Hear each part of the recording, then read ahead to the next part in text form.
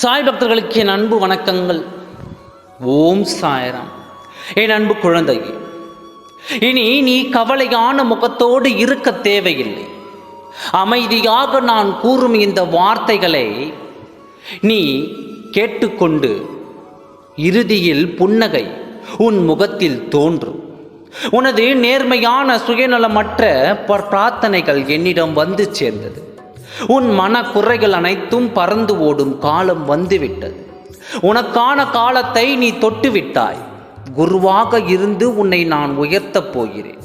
உன் அன்பிற்கும் பக்திக்கும் ஈடு இணையாக நானே உன் அருகில் இருந்து உன்னை பாதுகாக்கப் போகிறேன்.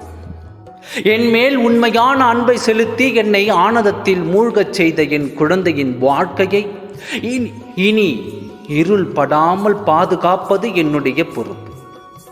ஏக்கம் மற்றும் போராட்ட உணர்வை நோக்கி என்னையே சார்ந்திரு. நான் உன்னுடனே இருப்பேன். இனி ஒவ்வொரு காலை எழுந்து கண் விழிக்கும் பொழுது என்னை நினைத்துக்கொள். என்னுடைய பெயரை உச்சரித்தபடி உன்னுடைய நாளை தொடங்கு. அமைதியான மனதுடன் புன்னகையுடனும் உன் நாளை துவங்கு.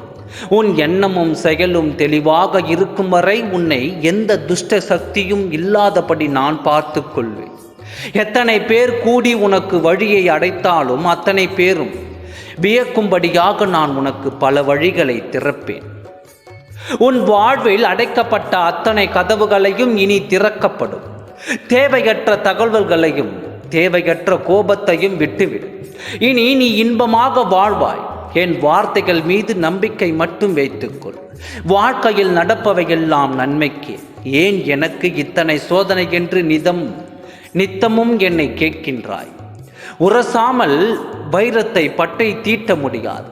அதுபோலவே நல்லவர்கள் சோதனைக்கு உள்ளாவார்கள், ஆனால் வீழ்ந்து விட மாட்டார்கள். உனக்கான சோதனைகள் எல்லாம் நீ கடந்து விட்டாய்.